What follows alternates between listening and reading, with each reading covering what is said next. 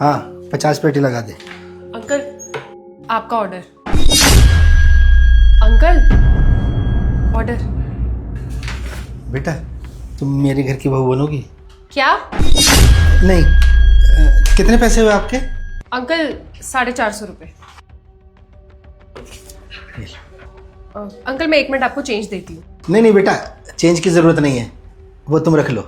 अरे अंकल मैं दे देती हूँ ना चेंज। नहीं बेटा, कोई ज़रूरत नहीं है, तुम रख लो। ठीक है uncle, thank you so much, मैं चलती हूँ। बेटा सुनो, बेटा बाहर इतनी गर्मी हो रही है, तुम देखो पसीने पसीने हो रही हो, अंदर आ जाओ, थोड़ी देर रेस्ट कर लो एसी में, फिर चले जाना, मैं नहीं रोकूंगा आपको। नहीं नहीं अंकल, इट्स ओके, मुझे तो आदत है, रोज़ ही करती हूँ डिलीवरी, मैं मैनेज कर लूँगी। अरे बेटा मैं तुम्हारे बाप की उम्र का हूँ, घबराओ मत, थोड़ी देर बैठ जाओ, पानी पी लो, फिर चले जाना, मैं नहीं रोकूंगा तुम्हें। आ जाओ आ जाओ, आओ आओ प्लीज़, आओ बेटा।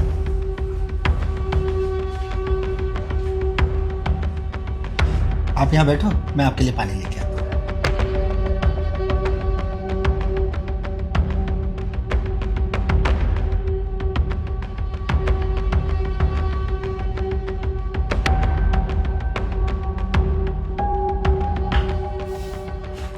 बेटा बाहर एक लड़की आई है, एक बार उसे देख ले, उससे बात कर ले, शायद तेरी शादी हो जाए।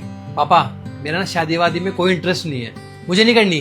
बेटा मेरे कहने से एक बार उससे बात तो करके देख ले। अरे पापा मैंने बोला ना मुझे नहीं बात करनी, मैं ऑफिस के लिए वैसे ही लेट हो रहा हूँ। अरे बेटा सुन तो सही, हे भगवान एक बार इसकी शादी करा दे, मैं गंगा नहाऊं।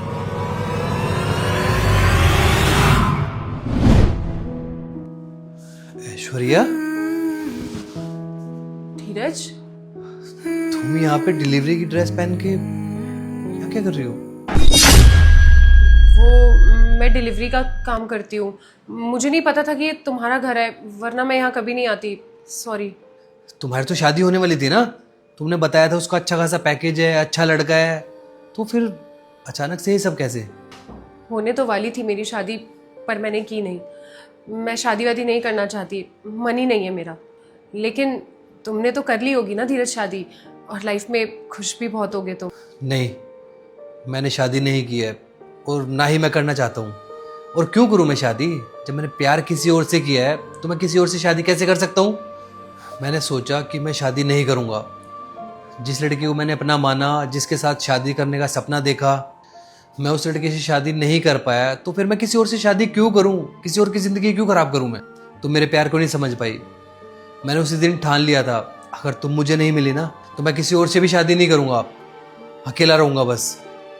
तुमने तो बड़ी आसानी से बोल दिया कि मैं तुमसे शादी नहीं करूँगी, मैं उससे शादी करूँगी जिसको मेरे मम्मी पापा पसंद करेंगे। कितना आसान होता है ना किसी से सच्चा प्यार करना और फिर उसको शादी के लिए मना कर दो। लेकिन जो इंसान सच्चा प्यार करता है ना, उसकी पूरी ज़िंदगी बर्बाद हो जाती है। अरे मजाक थोड़ी है, प्यार किसी और से करो, शादी किसी और से। जो लड़की शादी करके आएगी ना, उसकी ज़िंदगी और बर्बाद हो जाएगी।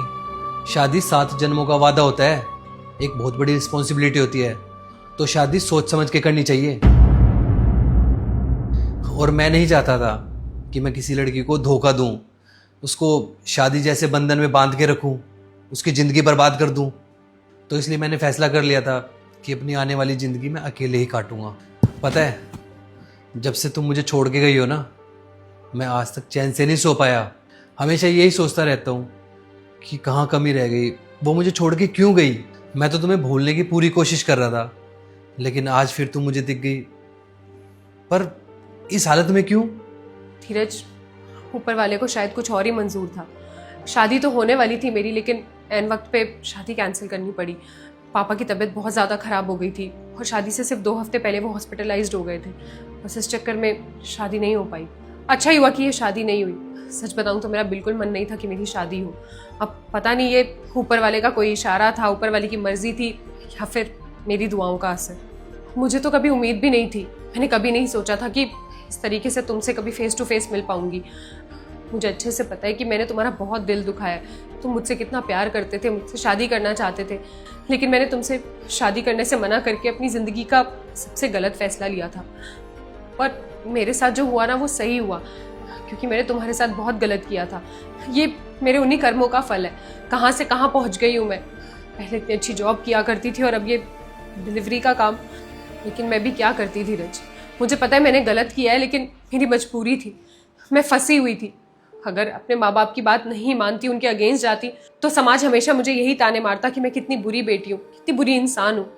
मुझे पता है धीरज, मैंने तुम्हारे साथ बहुत गलत किया है, लेकिन मैं क्या करती, मेरी मजबूरी थी। तुम्हें तो पता है पापा ने मेरे आगे शर्त रख दी थी कि अगर मैंने उनके खिलाफ जाके शादी की या मैंने तुमसे शादी की तो वो सुसाइड कर लेंगे। तुम ही बताओ, क्या एक बेटी अपने बाप को इस हालत में देख सकती है? जितना प्यार मैं तुमसे करती हूँ धीरज, उतना ही प्यार मैं अपने पापा से भी करती थी। बस इसीलिए मुझे मजबूरी में आके तुम्हें मना करना पड़ा। लेकिन हाँ, एक बात भी सच है और मुझे विद टाइम ये रियलाइज़ भी हो गया, जितना प्यार मैं तुमसे करती हूँ, जो चीज़ें मैं तुम्हारे लिए फील करती हूँ ना, वो मुझे कभी किसी और से नहीं हो पाएगा। शायद लाइफ में मैं कभी किसी के लिए वो फील नहीं कर पाऊंगी जो मैंने तुम्हारे लिए किया। और हाँ, मैं कभी तुम्हारे पास वापस इसलिए नहीं आई और बात करने की कोशिश इसलिए नहीं की क्योंकि मुझे ये लगता था कि तुम पता नहीं क्या सोचोगे मेरे बारे में। मैंने तुमसे शादी करने से मना कर दिया था, पता नहीं तुम्हारे मन में मेरे लिए क्या होगा। मेरे मन में यही सवाल थे कि अगर मैं वापस तुम्हारे पास आऊँगी तो पता नहीं तुम मुझे एक्सेप्ट करोगे भी या नहीं। Dheeraj, I am really very sorry. मुझे सच में नहीं पता था कि ये तुम्हारा घर है, वरना मैं यहाँ पे कभी भी डिलीवरी करने नहीं आती। और तुम्हारे घर के अंदर तो क्या, अब मैं कभी तुम्हारे घर के आसपास भी नहीं दिखूंगी। I am really very sorry, मुझे माफ़ कर देना। मैंने तुम्हें बहुत पहले माफ़ कर दिया था और तुम मेरी वजह से अपसेट मत हो। मैं सब कुछ देख सकता हूँ, लेकिन तुम्हारा उदास चेहरा नहीं। और मैं शादी इसलिए नहीं करना चाहता क्योंकि ये मेरा फैसला है, मैं अकेले रहना चाहता हूँ। इसमें तुम्हारी कोई गलती नहीं है। कभी कभी इंसान को अकेलापन ही सही लगता है, और शायद मेरी किस्मत में भी अकेलापन ही है। इंसान अच्छे बुरे नहीं होते, वक्त अच्छा बुरा होता है, और शायद मेरा वक्त अच्छा नहीं होगा उस टाइम पे, और मेरी किस्मत में तुम नहीं होगी, इसलिए तुम मुझे नहीं मिली। पर प्लीज़ तुम इन सब चीज़ों के लिए अपने आप को दोषी मत ठहराओ यार। प्लीज़ ऐश्वर्या, रो मत। मैं तुम्हारी आंखों में आंसू नहीं देख सकता।